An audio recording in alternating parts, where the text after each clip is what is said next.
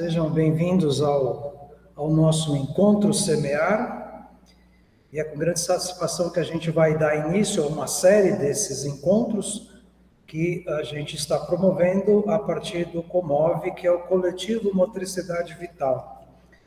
Esse coletivo, ele surgiu em 2020, como uma forma de integrar os trabalhos de pesquisadores na motricidade humana, 5 pesquisadores em motricidade humana, e a gente quis dar sequência aos trabalhos que a gente vinha desenvolvendo, e dessa maneira a gente resolveu construir este coletivo. A princípio nós tínhamos uma ideia de fazer um encontro presencial, né, em Portugal, mas em função da pandemia nós não tivemos essa possibilidade e passamos então a trabalhar de forma remota.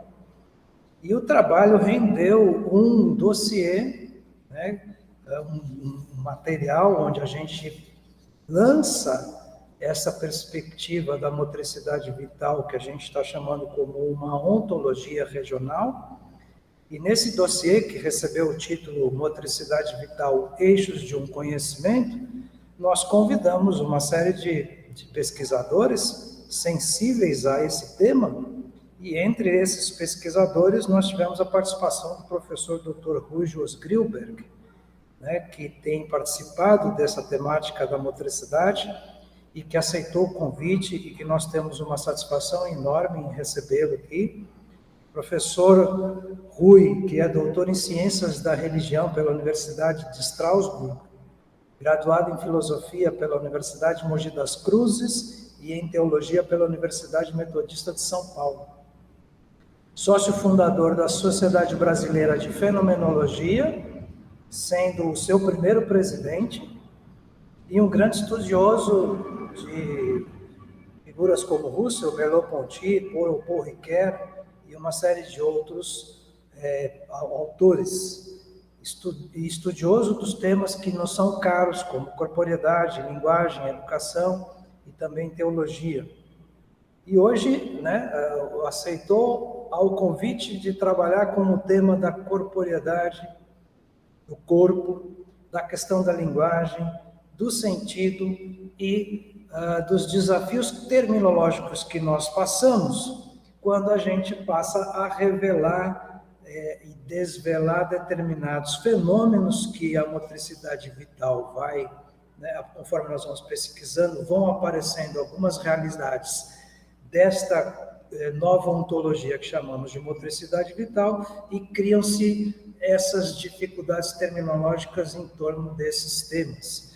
E o professor Dr. Rui aceita o convite de vir aqui dialogar conosco sobre esse tema.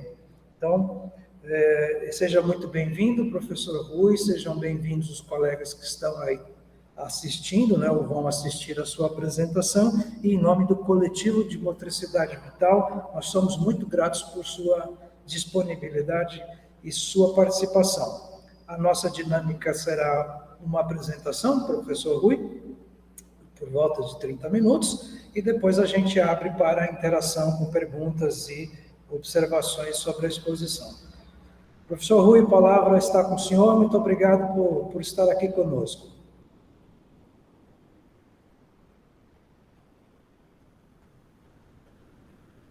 Abre o microfone, professor. Muito obrigado, é uma honra estar aqui no meio de vocês. O trabalho de vocês tem sido muito importante para mim. Há muita convergência naquilo que vocês fazem, né?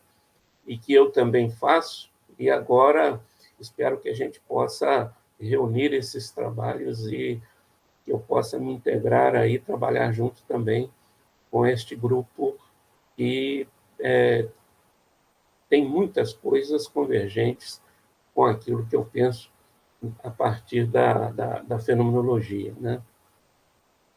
Bom, o tema que me foi passado, né, motricidade vital e os desafios terminológicos, é um tema que realmente traz muitas preocupações que podem nos envolver em temas comuns que nós trabalhamos.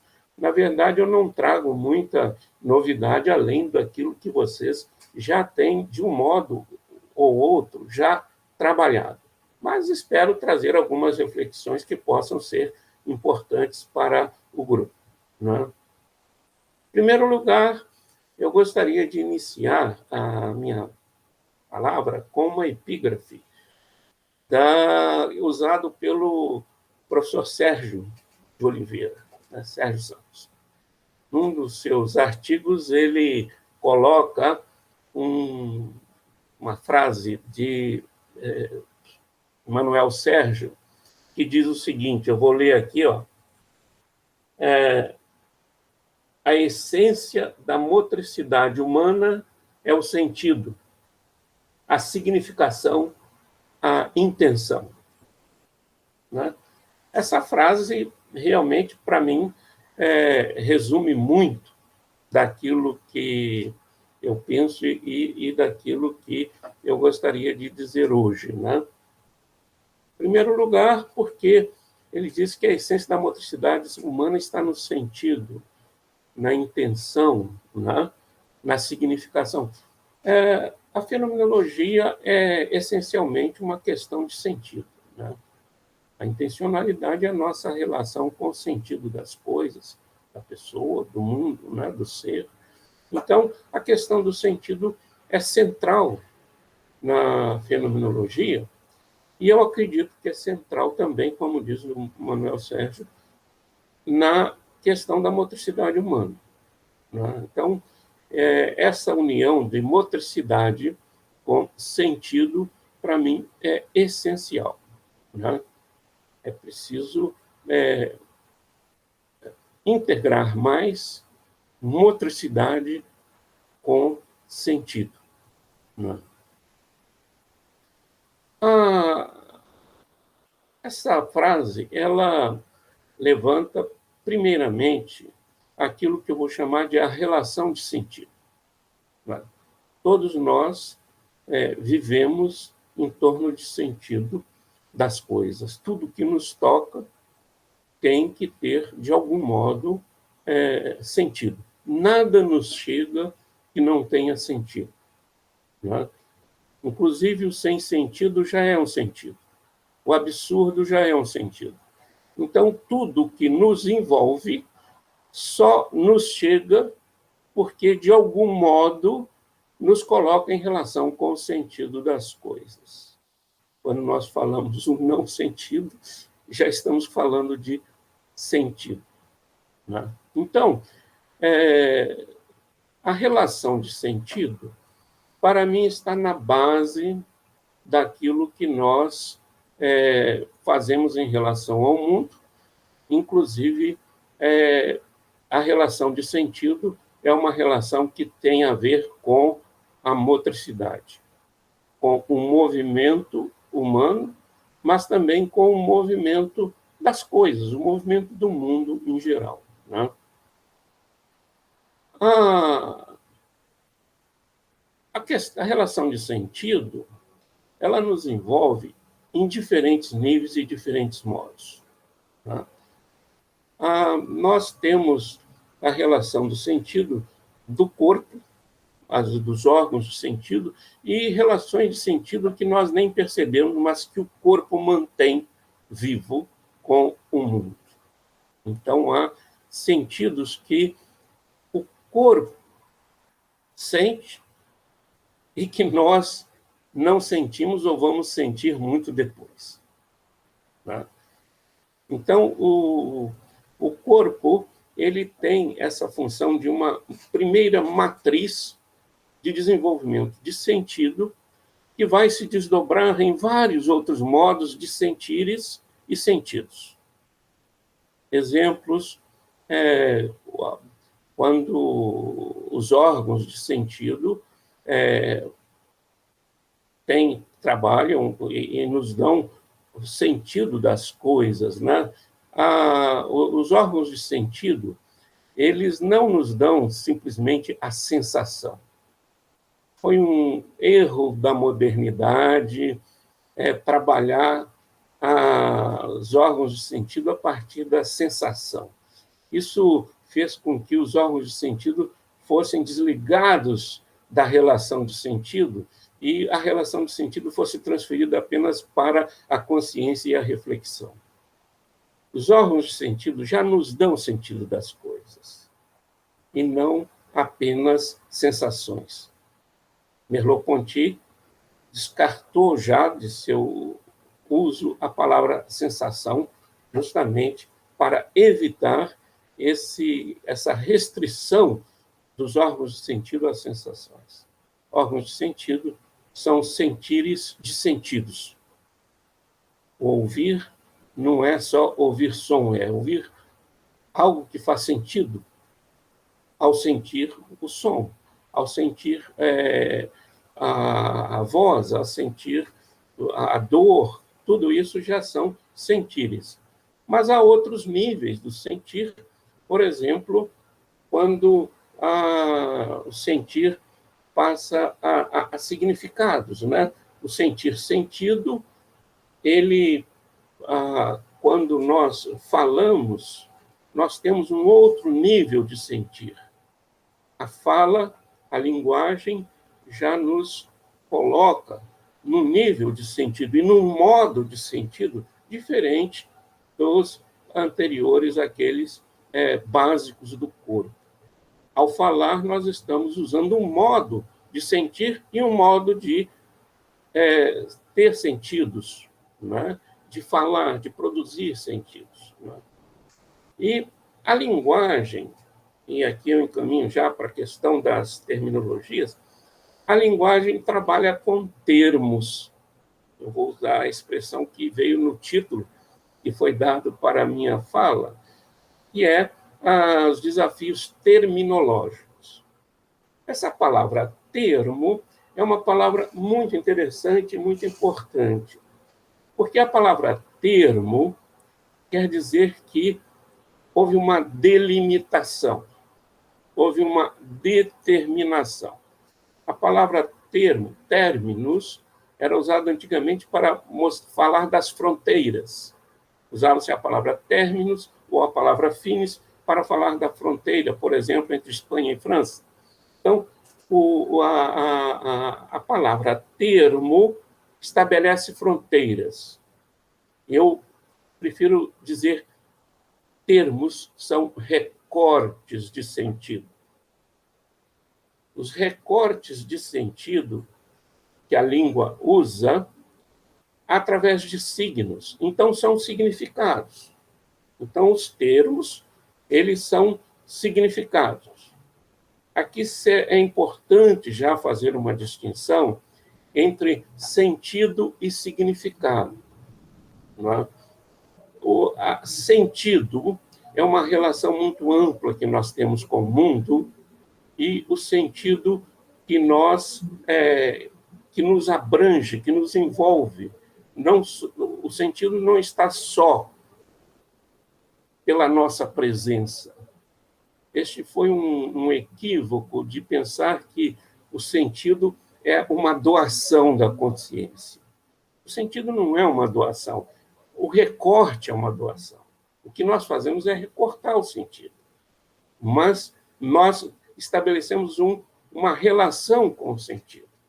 Né? Então, eu tenho problema quando se usa a expressão recorte, aliás, de doação de sentido, ou produzir sentido. Na verdade, nós temos uma relação permanente, contínua com o sentido das coisas, e essa relação com o sentido das coisas produz em nós recortes através da linguagem. Os recortes são significados, são delimitações de sentido. Então, podemos simplificar dizendo o seguinte: todo significado é também sentido, tem sentido. Mas sentido é sempre mais que significado. Sentido é mais que significado. Isso quer dizer que existe sempre uma margem de mobilidade do significado, uma mobilidade semântica do significado, porque sentido é mais que significado. Significado tem sentido, mas sentido é mais do que significado. Isso é importante para a gente falar de mudanças terminológicas, porque nós temos que falar dessa mobilidade do sentido, dessa mobilidade semântica na própria língua. A língua, ela não é fixa, embora ela dependa de uma relativa permanência, a língua está sempre em mobilidade semântica. Então, essa questão faz com que muitos termos que eram usados no passado, hoje adquirem significados bastante diferentes, não é? Inclusive na filosofia e na ciência. Não é? A palavra corpo para Descartes significava uma coisa, hoje para nós significa outra. Não é? Enfim, essa mobilidade semântica, essa polissemia, que é base para a hermenêutica, né, ela nos ajuda a compreender muito desses desafios terminológicos que nós temos com a questão da motricidade humana e motricidade vital. Né? Em primeiro lugar, uma mudança terminológica não é uma mudança de um termo isolado. Né? Toda mudança tem por trás um discurso. Né? Há um discurso novo que implica em mudanças terminológicas. Né? Quando nós pensamos numa mudança terminológica, nós precisamos pensar que existe um discurso por trás. Esse discurso por trás é que sustenta essa mudança terminológica. Né? O termo ele sempre vem articulado num discurso. Nós pensamos os termos isoladamente, mas por abstração. Mas, na verdade, os termos eles já vêm, de certa maneira, envolvidos em discursos. Assim que nós aprendemos a falar, assim que nós aprendemos as palavras. Não é? Quando nós fazemos um movimento de mudança terminológica mais reflexiva, não é? Nós temos que ter em mente que estamos lidando com uma questão com uma certa delicadeza, porque um novo recorte quer dizer que há algo que nós ganhamos em relação ao discurso, mas pode ser que haja também algo que nós perdemos. Então,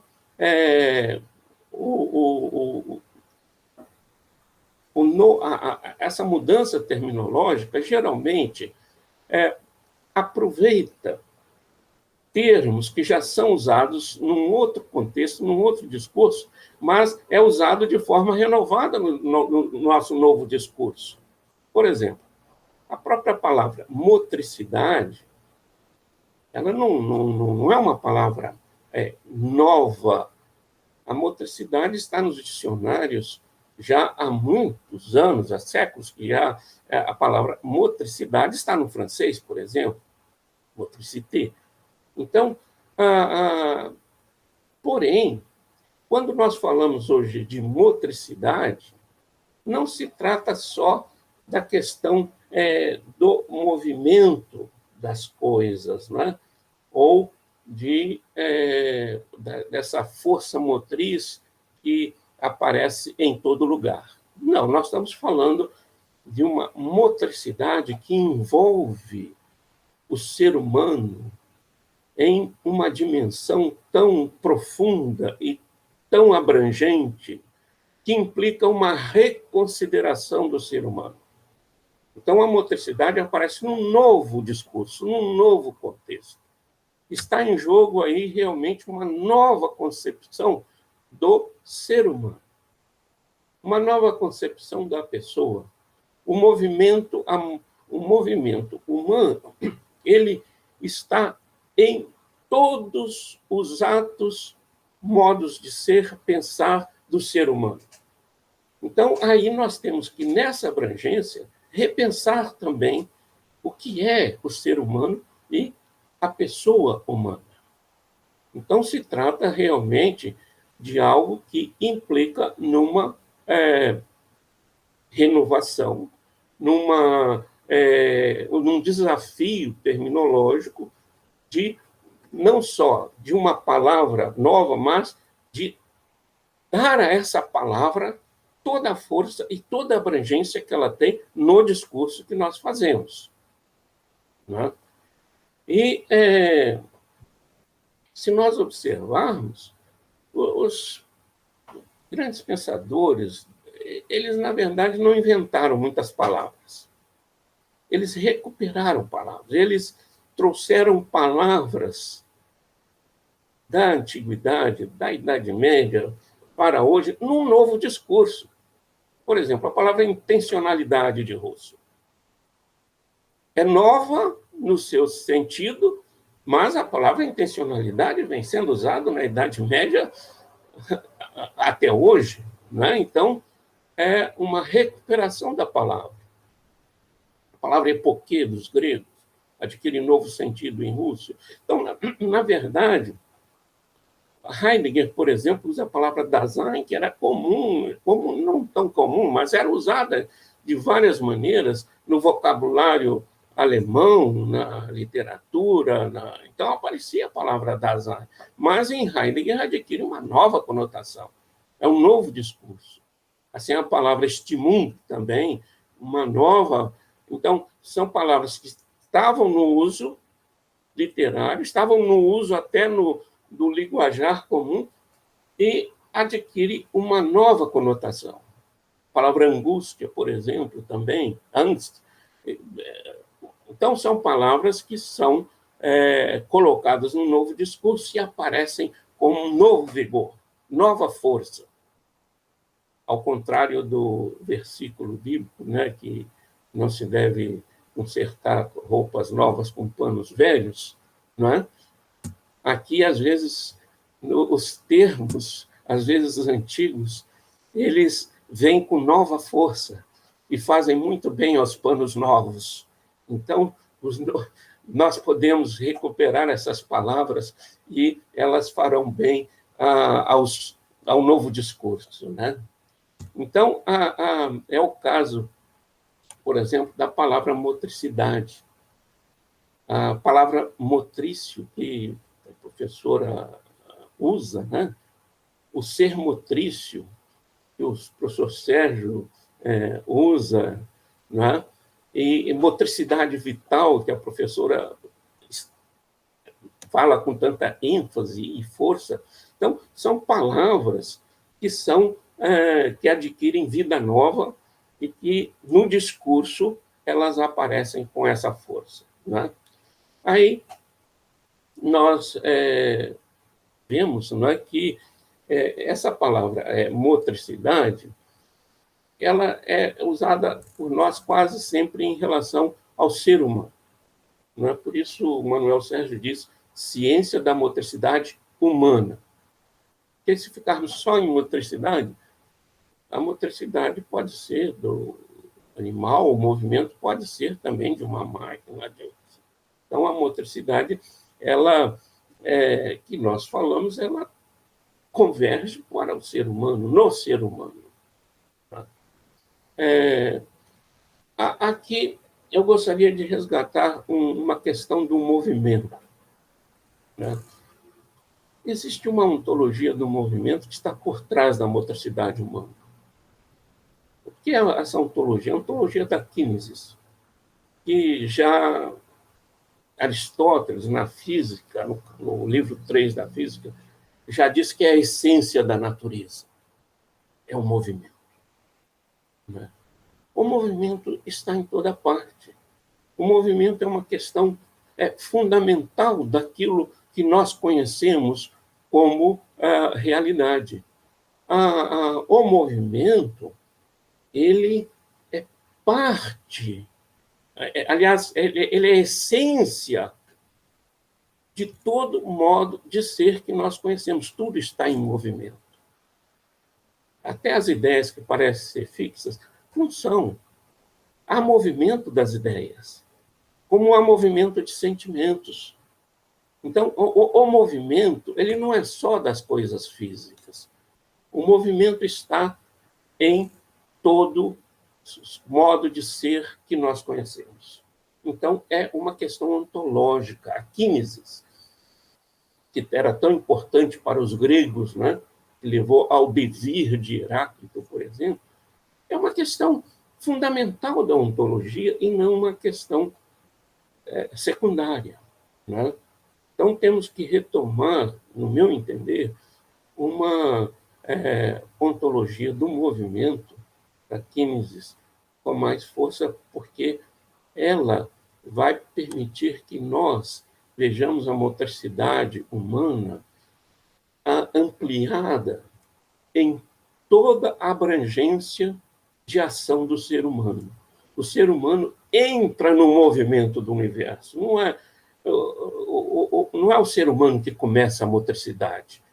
O movimento do universo já está aí. O ser humano entra no movimento do universo. Ele inclui o movimento do universo em si. Ele começa a fazer parte da natureza, que é movimento. Aqui, a gente pode ter uma questão. Estou preocupado com o tempo. Né? Aqui a gente pode ter uma questão que é a seguinte. O movimento implica em mudança. Movimento implica já em direção. Movimento e sentido são palavras que estão integradas, indissociáveis, porque movimento é direção. Movimento implica em direção. Direção é a forma primária do sentido. Não é? Então, movimento já é sentido. Movimento já é direção. Não é? Depois, a gente pode ver o movimento como orientação, como direção, como sentido e como compreensão, etc. Mas a primeira forma do movimento é direção. Então, o antecedente originário do sentido é um movimento em suas direções. O movimento, ele é direção e é também mudança. No movimento está embutido processos de mudança, de mutação. Não é? Então, a palavra transmutação, não é? Eu retiro ela só do contexto biológico. Ela foi muito sequestrada pela biologia para dizer que a transmutação é uma transmutação sempre biológica. Não é. A transmutação, no mundo físico, a transmutação em nós, a transmutação de sentido. Porque a palavra transmutação, ela, antes de provir do transmutare, ela provém antes do transmoto. Moto quer dizer mudar, é mover. Depois que ele passou a mudar, mas transmutar quer dizer mudar através do movimento. Essa é a origem da palavra. Transmutar é mudar através do movimento. E o corpo é um grande transmutador. O corpo, ele é um grande transmutador na medida em que ele transmuta vários níveis de sentido e vários modos de sentido. Inclusive, a linguagem é uma transmutação na qual nós dependemos do corpo. Nenhum ser humano é suficientemente inteligente para falar sem o corpo ajudando. É o corpo que prepara toda a parte mais complicada da fala para que nós possamos falar. Então, é o corpo que transmuta o sentido em linguagem. Nós usamos essa capacidade que o corpo nos dá. Por isso que o corpo ele é matriz. É matriz onde essas transmutações acontecem, inclusive para, em termos de pessoa, nos levar a não só a visão da corporeidade, mas a visão da psique, a visão do espírito, a visão da pessoa. Então, o corpo também está no fundo dessa matriz. Né? A palavra sentido, eu gostaria de retornar um pouco a ela, né? A palavra sentido, e quando eu falo de relação de sentido, eu estou pensando que essa palavra sentido, ela pertence a uma família muito vasta de palavras que tem a ver o sentimento, é da mesma família. A palavra caminho, em alemão, é a palavra sentido. Né? Nós usamos a palavra sentido também para dizer a direção, em que sentido você vai. Né? Ou para falar do sentimento. Fulano ficou sentido. Então, a palavra sentido é uma palavra muito ampla, inclusive que, para mim, tem muito a ver com o próprio verbo ser. O verbo, para mim, é mais importante que o substantivo ser. O verbo ser. O verbo ser, ele tem uma origem que não aparece muito nos estudos filológicos, mas tem muita proximidade com a palavra sentido. Então, o ser e sentido, para mim, tem uma relação que se perdeu um pouco nas brumas aí da história, mas tem alguma relação. Né? Então, sentido do ser é quase um pleonasmo, né? Porque ser é sentido. Né? Então, há uma questão, né, que eu gostaria também de trazer aqui, né, é que quando nós falamos de sentido, o sentido, por exemplo, em alemão, é Sinn, que é diferente de Bedeutung, que é significado. Sinn, em alemão antigo, significa caminho. Olha, em francês, a palavra sentier, sendas, em português, a palavra sendas tem a ver com a palavra sentido. É da mesma família. Então, na verdade, os caminhos humanos, eles se traduzem através dos movimentos de sentido. Os caminhos humanos têm, no fundo, movimentos de sentido. É tão importante, né, essa questão que eu valorizo muito a expressão motricidade vital. Vital, aí eu não tomo só no sentido biológico, não tomo na abrangência existencial da vida humana. Então, esse é o sentido de motricidade vital, é abrangência, né? A motricidade, nessa abrangência vital, ela implica que afeta toda a vida humana. Às vezes a gente não percebe nos pequenos gestos, às vezes nas nossas intenções, nos nossos modos de ser, o quanto o movimento está presente.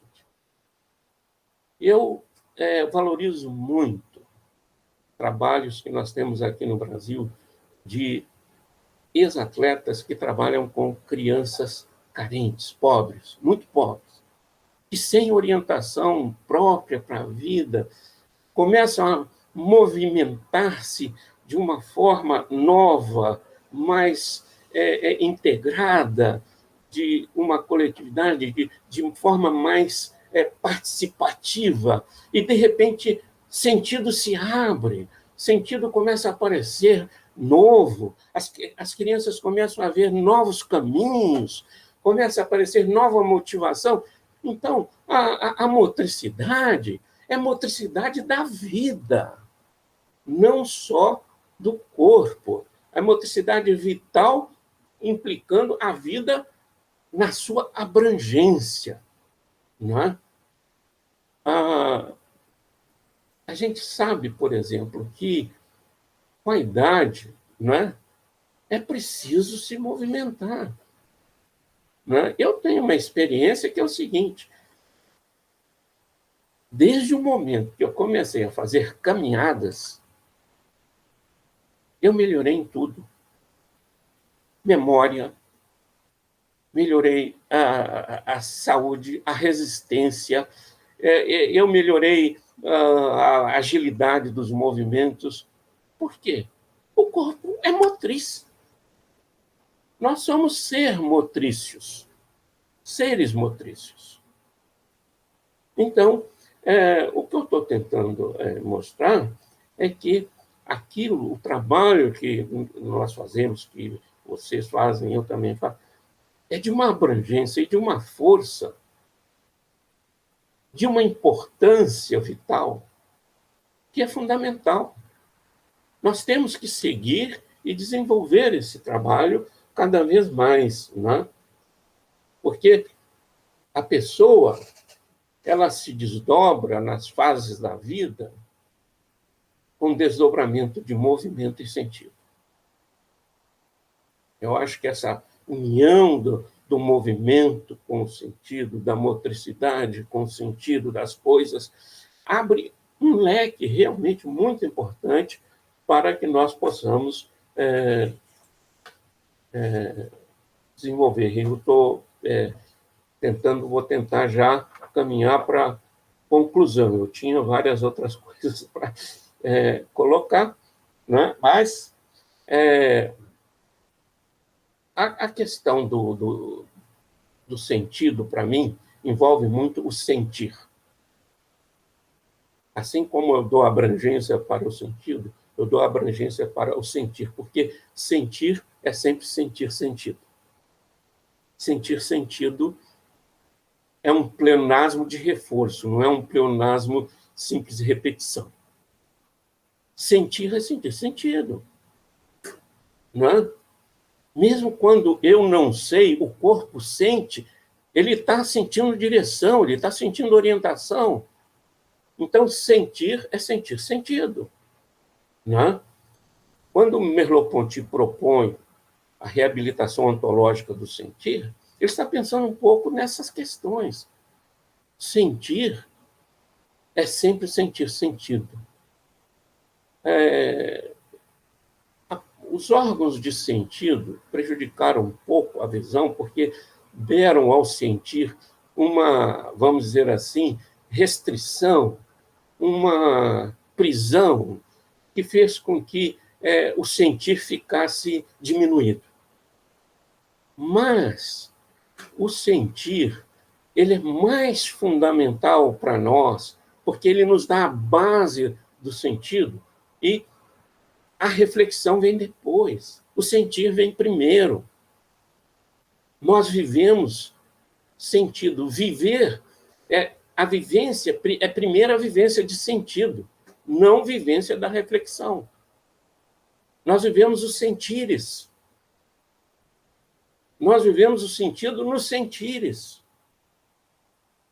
O sentir, a vivência, ela é mais vivência de sentires do que a reflexão do sentido. A reflexão do sentido é importante, mas ela vem depois.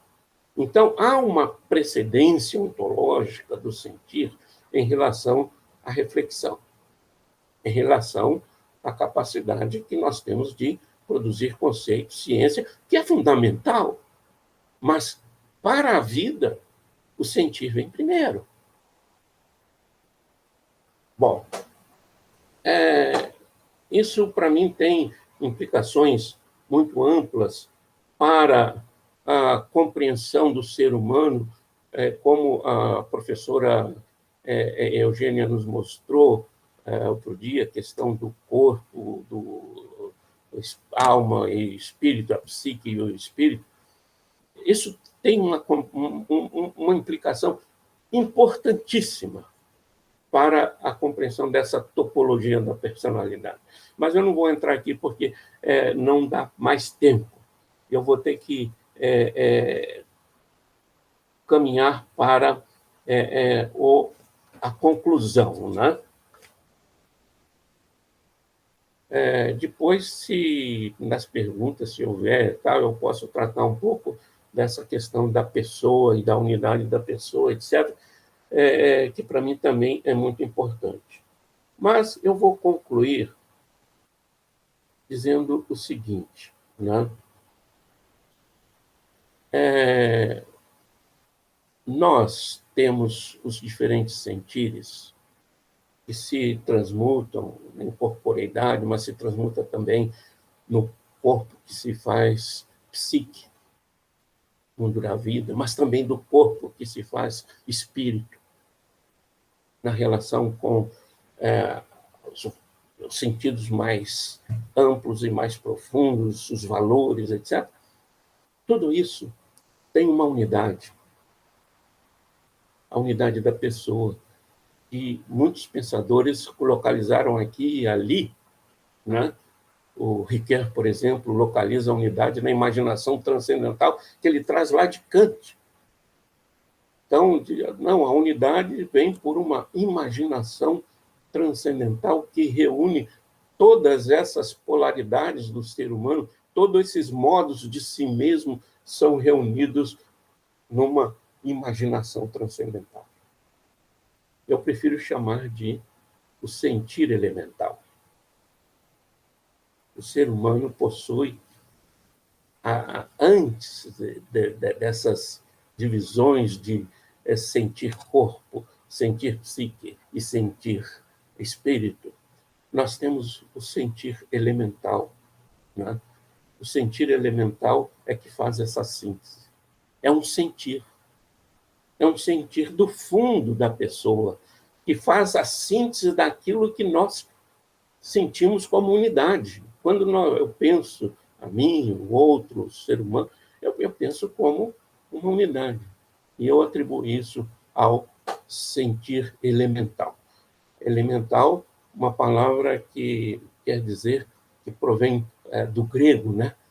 Os primeiros elementos, as coisas, os elementos fundamentais, né? Então, o sentir elemental, para mim, é que promove essa unidade da pessoa, né?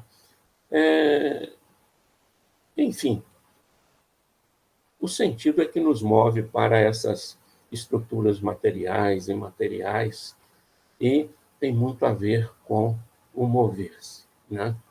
O Manuel Sérgio, parece que em algum momento ele diz: eu me movo, logo sou. Né? Eu digo, eu me movo, sinto, sentido e sou. Né? Para juntar tudo aquilo que está no mover-se. Então, o mover-se é tão rico que inclui todas essas coisas.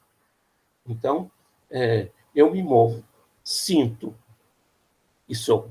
Né? Então, aí nós temos uma maneira de ler aquilo que o Manuel Sérgio já colocou com outras palavras.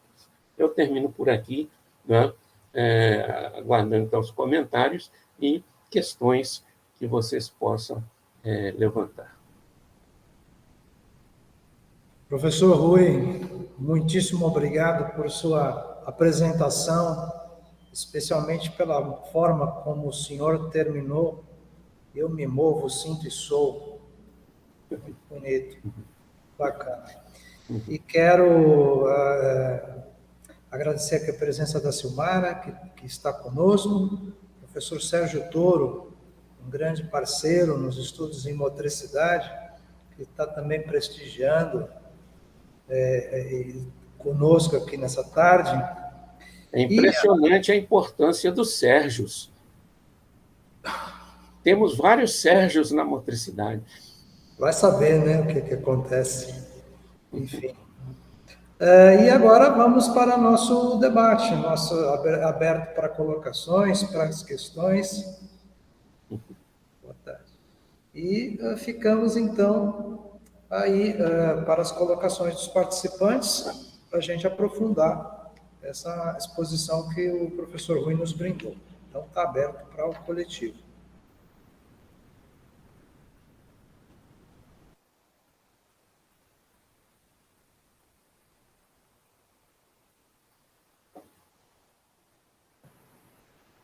Vamos fazer inscrições ou espontaneamente as pessoas podem se manifestar? E quanto tempo nós temos? Acho que espontaneamente, uma colocação, acho que a gente não precisa delimitar um tempo, né? Mas podemos fazer espontâneo, o grupo não é muito grande, acho que pode ser dessa maneira. Ok. Doutor Rui, foi um prazer escutá-lo, o que nos mobiliza e nos faz refletir sobre todas as coisas. E, assim, lhe ouvindo, eu fiz o meu mestrado na Metodista de Piracicaba. Então, me parece que o perfil dos professores, das metodistas, ele é também muito similar, muito semelhante, né? Essa fala muito tranquila, com muita claridade e objetividade. Então, muito obrigada pela sua fala. Nos instiga, né? E com certeza teríamos assim a tarde inteira para conversar e outros dias para falar sobre isso. Mas não sei se agora a gente pode tratar disso, mas fica a reflexão, né, de que como eu me movo, sinto e sou, o que sou não é o meu corpo, ou pelo menos não é o meu corpo físico, né? E se o que me faz mover é o sentido que eu dou às coisas e o que me faz também transmutar, o corpo é uma parte, é uma face, o corpo físico, né? Então, me parece que o que nós estamos produzindo, né, nesses últimos 2 anos, e que, com certeza, parte de toda a colaboração e o legado do Manuel Sérgio, que foi com ele que começamos, né, é de que nos provoca a pensar sobre alguns estudiosos do transhumanismo, né? De que, independente de qualquer corpo físico, né, o que vai nos mover e dar sentido está para além desse corpo físico. Eu não sei se a gente consegue conversar sobre isso, eu gostaria de lhe ouvir um pouco sobre. Eu tenho inclusive, publicamos na Rever alguma coisa sobre essa questão do o corpo é a única materialidade concreta, né? E refletindo também sobre toda essa evolução do pensamento de Aristóteles e todos os filósofos e estudiosos do corpo, de todos os momentos, desses sentidos que vão mudando, né? E que vão implicando em novos significados, ou vice-versa, esses novos significados que vão mudando esses sentidos. E, então, isso tem me ocupado muito ultimamente.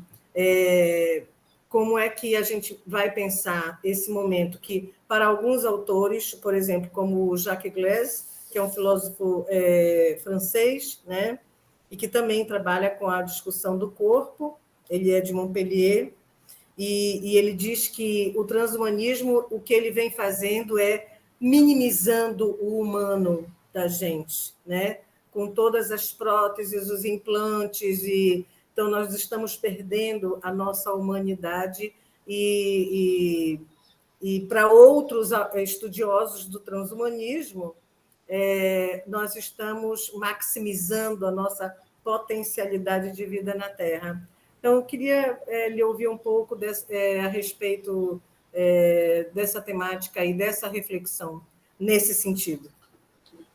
Bom, muito obrigado, professora Marta. As suas preocupações e até alguns dos seus escritos, né, sempre são muito importantes e bastante profundos, né? Agradeço a sua questão. Essa questão do corpo, né, ela, em várias épocas, serviu para que o ser humano fosse segregado dos outros seres vivos, né? Porque o corpo humano ele foi visto, né, como sagrado, como produzido de uma forma que tinha um vínculo direto com o divino, né?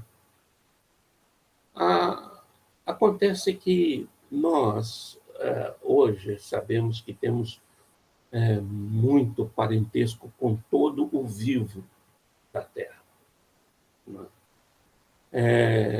Não podemos, hoje, segregar o ser humano, porque o ser humano ele está em convivência com os seres vivos, e não acima dos seres vivos. Ele tem que aprender a conviver com os seres vivos, né? Então, o corpo, ele foi, de certa maneira, revisto no seu sentido humano, mas ele continua sendo para nós um começo. Quer dizer, ninguém começa a ser, a não ser como corpo, né? Então, eu posso dizer que o corpo é a nossa matriz. Nietzsche, nesse ponto, tem razão. Temos que começar com o corpo. Essa também é a posição do Merleau-Ponty, essa é a posição de Paul Ricoeur. Começamos com o corpo, né? Agora, é o corpo que se transmuta também, né? Então, o corpo, ele já é pessoa como corpo si. Já é pessoa também como corpo que se transmuta em psique. Não existe psique sem corpo. Psique e corpo tem que estar, de alguma forma, integrado, porque a psique é um desdobramento do corpo. E o espírito é um desdobramento do corpo e da psique, na medida em que é uma forma de transcender, uma forma de ver a abrangência do sentido das coisas, os valores das coisas. Então, eu acho que o corpo ele é começo, mas ele não pode ser visto como algo isolado, né? Na filosofia e na ciência, né, procurou-se isolar o corpo. Trata-se o corpo biologicamente, trata-se o corpo mecanicamente, trata-se o corpo na física, trata-se o corpo na medicina. Então, o corpo ele passou a ser tratado não como um todo. Então, a nossa tarefa é, de certa maneira, recuperar o sentido do corpo como um todo, que envolve aquilo que já foi apontado da pessoa, né? A pessoa é tudo isso. A pessoa não é espírito. A pessoa não é psique. A pessoa não é o corpo. A pessoa é tudo isso, né? Esses desdobramentos são fundamentais. Agora, apesar de todas as implicações que tem o corpo e a capacidade de abrangência, há uma tarefa dessa abrangência e dessa espiritualidade que é de reconhecer os seres vivos melhor. O transhumanismo, de certa maneira, quer recuperar o valor da vida. E a vida como um todo, o ser humano, ele tratou a vida como se todo ser vivo estivesse a serviço do ser humano. Não é? E a questão não é dessa supremacia ou desse império do ser humano sobre os seres vivos. Nós temos que compreender melhor qual é a nossa relação como ser vivo com os outros seres vivos. De certa maneira, há uma responsabilidade maior no ser humano como ser vivo em relação aos outros seres vivos. Então, nós estamos vivendo um momento hoje em que tenta se recuperar a noção de valor da vida, que não se centraliza só no ser humano. Isso é algo que está em discussão e leva a uma questão que é realmente de que o mundo ele está sendo revisado. O transhumanismo é uma espécie de revisão. Revisão do modo de ser humano, da presença humana e da relação do ser humano com os outros seres vivos. Né? Mas, só para concluir essa resposta, o corpo é nosso originário, é o nosso começo. E ele se desdobra de muitas maneiras, e a gente se aprender como ele se desdobra é aprender a viver com melhor sentido todas as fases da vida. Né? Eu acho que eu diria isso sobre o corpo e o lugar do corpo na questão do transhumano.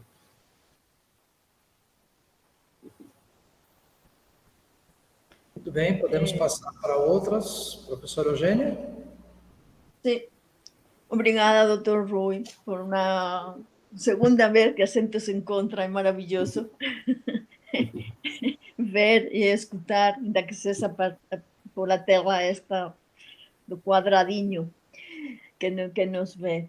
Eu quero incidir em coisas que você falou, evidentemente estamos de acordo, mas você uma frase: temos que desenvolver cada vez mais este trabalho que todos nós estamos a desenvolver, porque é o eixo da vida, alguma coisa assim você falou.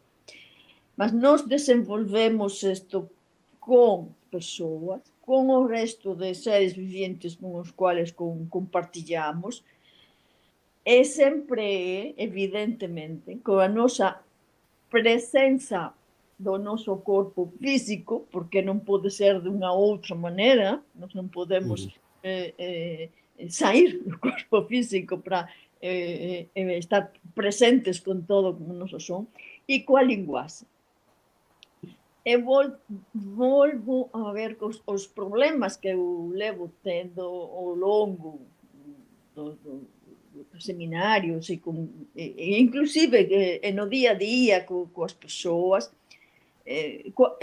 Sigo tendo problema com a palavra corpo. Corpo, corporidade. Eu tenho que dar um monte de voltas para poder chegar a falar que estamos a falar das pessoas e que estamos a falar da vida. Então, quando você fala de ressignificar, sim, você falou, utilização diferente com outros significados, é dizer, ressignificar um termo. Sim? Às vezes é possível, mas às vezes eu sinto um sentir que não é possível, porque um determinado termo está tildado, sim, de um histórico biográfico que não é possível dar um salto e continuar. É como se eu quero continuar na mesma linha quando estou a falar de umas outras coisas. Não? Entonces, eu, revisando os textos de Ortega Gasset, de Zubiri, que tamén partiron de Merleau-Ponty e todos esos, mas continuaron un pouco por outras... me encontro de novo co termo persoa, que você tamén agora apresentou, tá? Entón, muito bem. O corpo físico, como di o Len Entralgo, é un ente semoviente, non? É polo que nos presentamos aos outros. Mas é só iso. É só iso. Porque o que está a través de ese corpo físico estamos a persoa. Mas a persoa non é algo que este dentro, nin fora, nin arriba, nin abaixo. Somos as persoas. Portanto, para mí é muito importante, quando nós queremos desenvolver esta nova ontologia regional, pôr os termos adequados de maneira que as pessoas do comum compreendam. Não só o mundo acadêmico. O mundo académico, xa sabemos, facemos un escrito con todas as coisas, todos os argumentos e todo iso para chegar a... Está, muito bem. Mas, se estamos a falar do mundo da vida, que é outra das preocupações deste grupo agora, é o mundo de todos nós que estamos na nossa volta. E de que maneira eu utilizo palavras para chegar ao mundo das pessoas, ao mundo da vida de cada um de nós e de cada uma das pessoas com quem eu me encontro. E nós pensamos, e agora vou contar uma anedota da semana passada, nós pensamos que como a nós falamos, ¿sí? Como nos entendemos entre nós, todo mundo nos compreende e nos entende. E eu, a semana passada, eu estou acompanhando um processo de hospitalização do meu cunhado. Ele já recuperou toda a consciência e já se pode ter uma conversa com ele. Ele é biólogo, é catedrático da universidade, tá? E eu estava a conversar sobre o último livro do Damasio, ¿sí? Que acaba de sair em castelhano, mas já estava em português há vários meses, que é Sentir e Saber. E fizeram uma entrevista a ele. E eu passei para ele essa entrevista. Um homem intelectual, não é qualquer um. Então, pois, só falando da entrevista, ele diz estas palavras: para eu poder compreender algo disto, eu tinha que me sentar e aprofundar em cada um dos termos que aqui estão ditos, porque são coisas muito profundas. E era uma entrevista, não era um livro. É dizer, se nós não conseguimos chegar com a linguagem, com as vivências, etc., às pessoas, vamos ficar na roda dos ratos. Sim.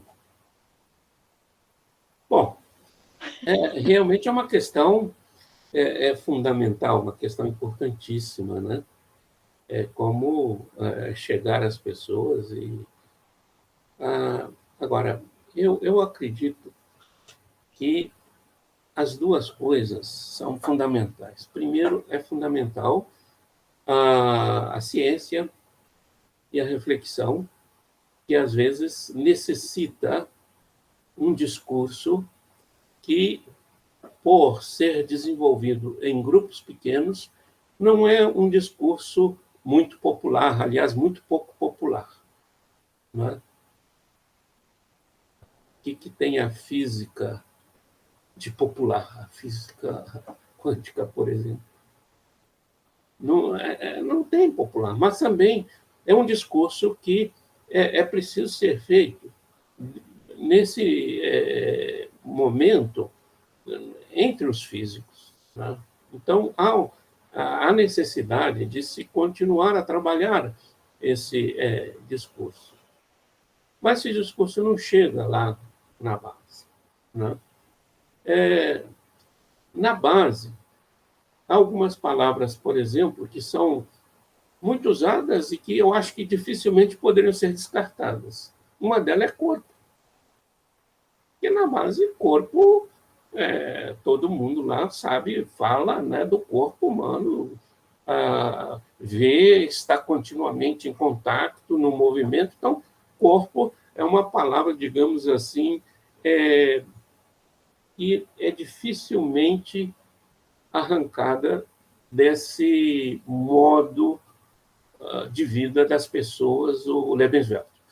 Bom, agora, para dizer algumas coisas que nós dizemos aqui a respeito da motricidade humana, no Lebenswelt, eu acho que o caminho é acompanhar a mobilidade humana no dia a dia. Eu acho que nós temos que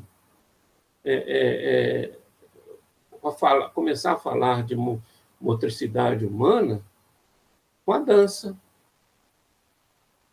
com o trabalho de movimento de alunos, né? Com o esporte. Então, é aí que as pessoas vão entender que eles estão desenvolvendo aspectos importantíssimos da vida, se nós valorizarmos isso. Então, eu acho que é difícil a gente simplesmente fazer uma transferência de discurso, de um discurso que nós fazemos entre nós, para um discurso do dia a dia. Eu acho que o discurso do dia a dia começa com a praxis. O discurso do dia a dia segue a praxis. Então, podemos fazer essa transfusão, essa transmutação do sentido. Nós podemos fazer isso, né? Mas deixando que as práticas das pessoas, as práticas, aconteçam primeiro, porque é a partir daí que as pessoas vão entender as palavras que seguem. Por exemplo, valorizar a pessoa. Num trabalho, por exemplo, de escola circense para as crianças. Está todo mundo reunido ali. A prática vai mostrar vários aspectos onde a pessoa vai aparecer como corpo, vai aparecer como sentimentos, vai aparecer como psique, vai aparecer como espírito. Então, a unidade da pessoa está ali. Aí a falar da pessoa aí, eu acho que é fundamental. Então, eu acho que um caminho seria esse, né? Mas a professora Marta levantou a mão. Temos o Chema e a professora Marta. Pode ser o Chema, depois Marta? Pode ser? Pode ser. Então, por favor. Eu gostaria, que não é mais uma pergunta diferente. Tá. Obrigada, Gemma. É só uma reflexão e uma síntese, na verdade, e que me contempla muito a fala do Dr. Rui, de que a especificidade teórica de aprofundamento e o nível de reflexões e de estudos que nós fazemos é um discurso nosso, né? Alcançar o maior número de pessoas requer da gente estratégias e um discurso transmutado para alcançar. E eu adorei os exemplos, a escola de circo, a dança, o corpo. A nós cabe essa responsabilidade de transmutar o discurso para que a gente amplie e alcance o maior número de pessoas. Esse é o papel do pesquisador. Muito obrigada, doutor Rui. Obrigado. Mas eu acho que a professora Eugênia ela tem uma preocupação que seria realmente como levar esse discurso, digamos assim, pelo menos vamos dizer assim, a um nível médio. É horrível dizer essa, a um nível médio de linguagem, né? Já que não temos condições de levar toda essa linguagem científica, etc., pelo menos uma tradução. Mas, realmente, para atingir o povo na base, aí eu acredito que nós temos o instrumento realmente na própria praxis humana, principalmente onde nós fazemos o corpo falar, na dança,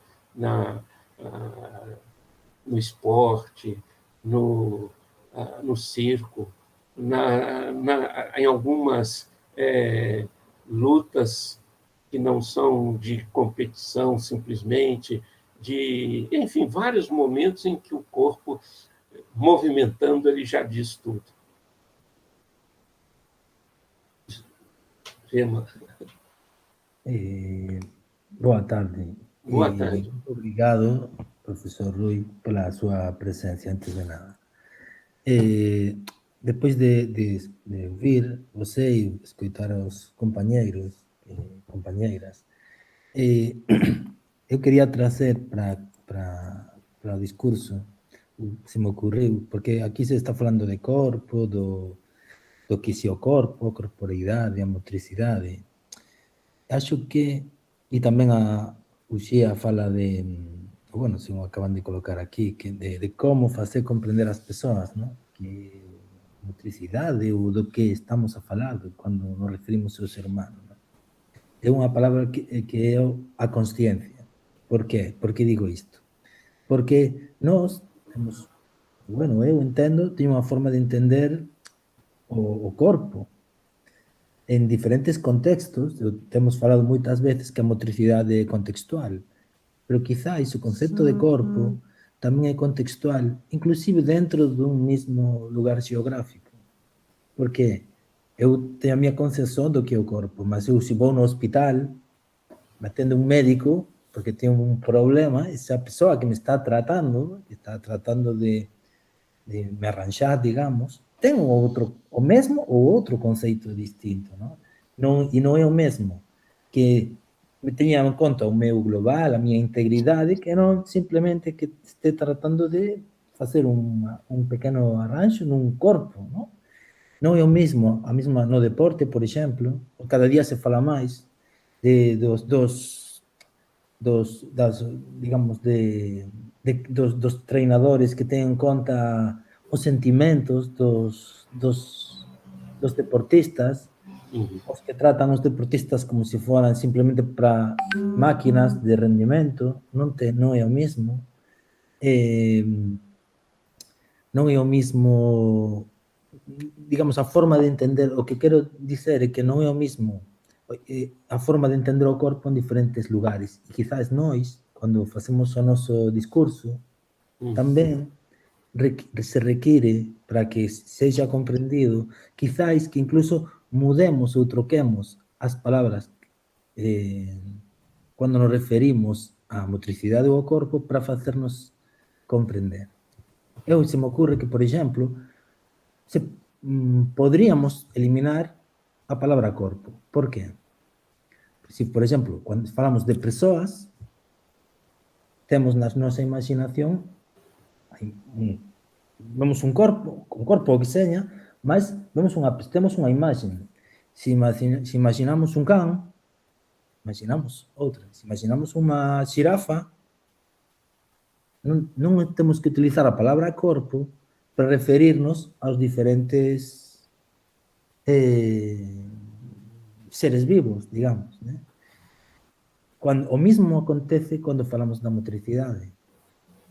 Claro, hai quen fala, pues, temos outros que falam da ação, de motricidade, de praxeologia, quizás, quando estamos, eu tenho falado muitas vezes que estamos falando, quizás, do mesmo. Não é o mesmo o corpo que se vive numa cultura que noutra. Não é o mesmo uma pessoa religiosa, inclusive em diferentes religiões, se compreende o corpo de um jeito ou do outro, né? Isso eu acho que tem que ver com o grado de consciência que temos de quem somos, do que somos. Se somos um corpo, se não somos um corpo, se temos um corpo, se somos uma corporeidade, se somos algo material ou imaterial, né? E acho que é certo, vou dar como certeza que não existe essa frase de que não existe nada certo, senão que consigamos compreender o fenómeno que somos como seres humanos, né?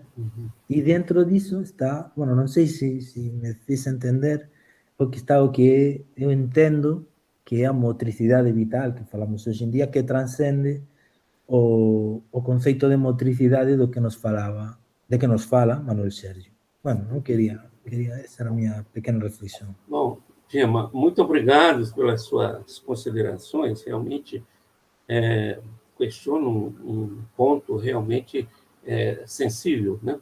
Dolorido. Agora, eu acredito, viu, Gema, que é Gema ou Chema? Gema? Bom, eu não Chema, né? Então,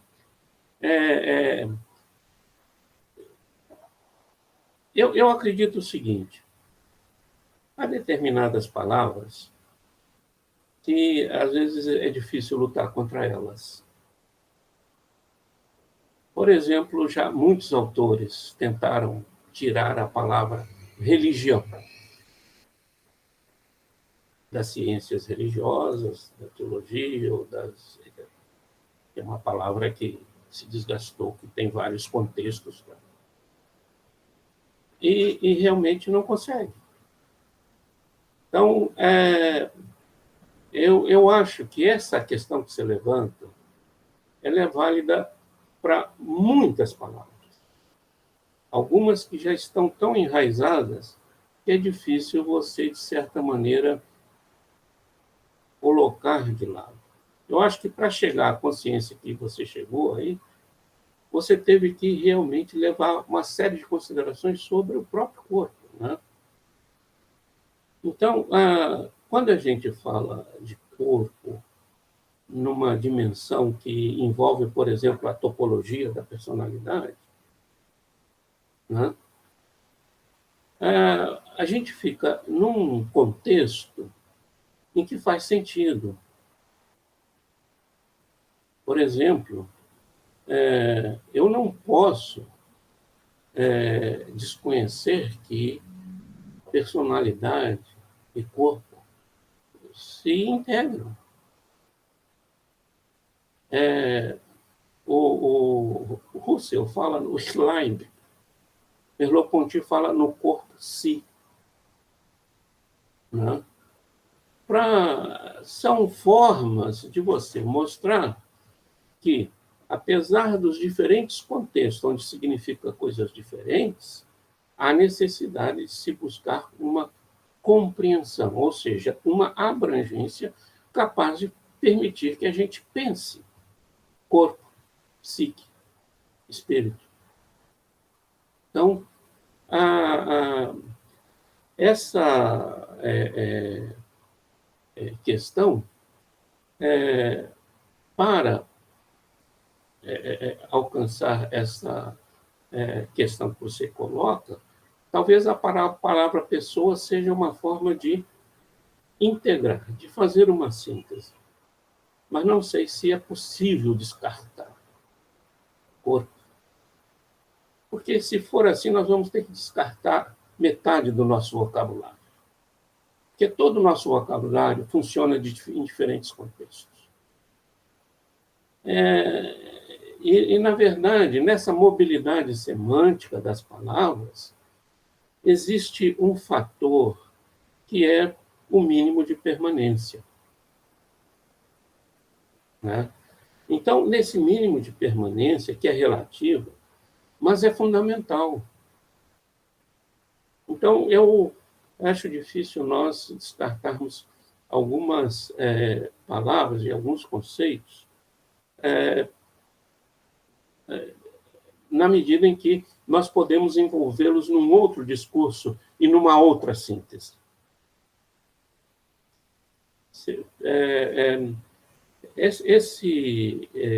Essa questão, realmente, ela é complicada, né? Porque eu sei que é usada em diferentes contextos, né? Uma vez eu brinquei com os alunos, né, dizendo o seguinte: olha, se eu entrar numa sala de cirurgia para fazer uma operação, cardíaca, né? A última coisa que eu vou perguntar para o médico é se ele tem consciência da unidade da pessoa, se tem consciência do corpo como parte, coisa. Né? A coisa que eu vou pedir para ele é competência para lidar com a cirurgia do corpo. É um outro contexto. Mas o fato de nós usarmos em contextos diferentes quer dizer que a própria palavra necessita dessa mobilidade, e ela tem essa mobilidade. As palavras têm a mobilidade semântica. Mas a questão é saber quando a mobilidade semântica se tornou um empecilho para uma síntese, empecilho para que nós cheguemos a um discurso que realmente seja coerente. Né? Há determinadas palavras que realmente ficam difíceis nós tentarmos hoje uma recuperação, mas há determinadas outras palavras que são usadas de muitas maneiras, mas isso é próprio da palavra. As palavras nossas que nós usamos têm diferentes contextos. Pega a palavra, por exemplo, homem. Num contexto vai significar uma coisa, em outro contexto vai outro, usado pelo historiador, usado pela pessoa lá do... A palavra casa. Né? Contextos muito diferentes, né? Significados diferentes, mas nem por isso são palavras dispensáveis. Por isso que eu acho que as palavras trazem com ela uma vida. As palavras trazem com ela uma força semântica que é alterada no discurso. Mas fica difícil dispensar a palavra. Eu lutei muito contra a palavra religião. Inútil. Foi uma luta inútil. Uma luta que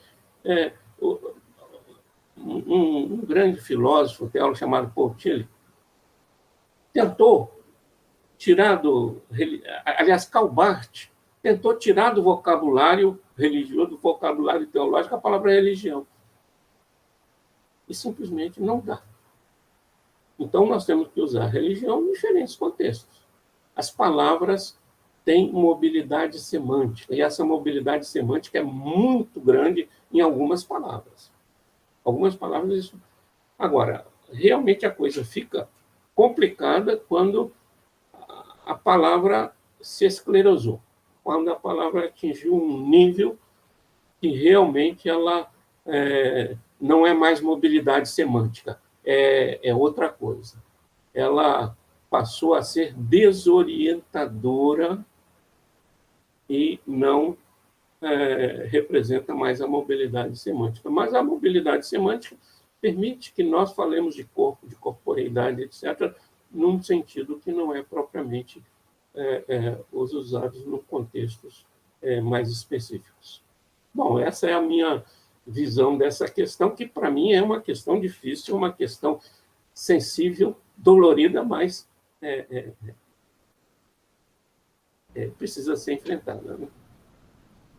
Muito bem. As palavras têm mobilidade semântica e o nosso tempo não tem tanta mobilidade assim.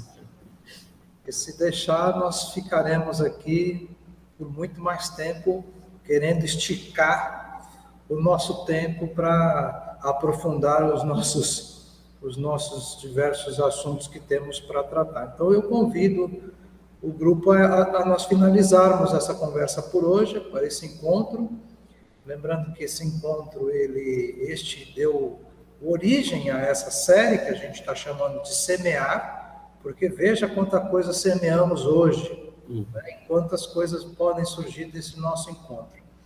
E com isso eu quero muitíssimo agradecer a participação do professor Rui, né, com todo esse nosso diálogo, agradecer a presença de todos e todas que estiveram aqui nesse momento, e já convidando para que a gente possa se encontrar numa próxima oportunidade com outro tema, com outros participantes. O professor Rui será sempre muito bem-vindo a participar deste coletivo que está nascendo, mas com propósitos extremamente engrandecedores.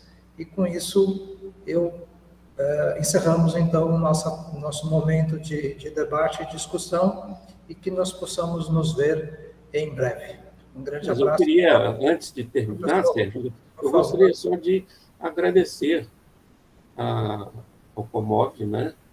E agradecer à professora Eugênia, agradecer à professora Marta, à professora Silmara, ao professor Tema e o Sérgio, né? E porque o que vocês fazem, para mim, é muito importante, tem muita convergência com o que eu faço também. E eu acho que essa convergência não é à toa, né? É uma convergência porque nós estamos trabalhando com alguma coisa que nós achamos que é vital por abranger a vida como um todo, né? Mas eu agradeço muito participar junto com vocês dessa discussão. Muito obrigado. Obrigada, professor. Obrigado aos parceiros. Eu que agradeço. E a gente vai, possivelmente, nos veremos em breve. Até mais, um abraço.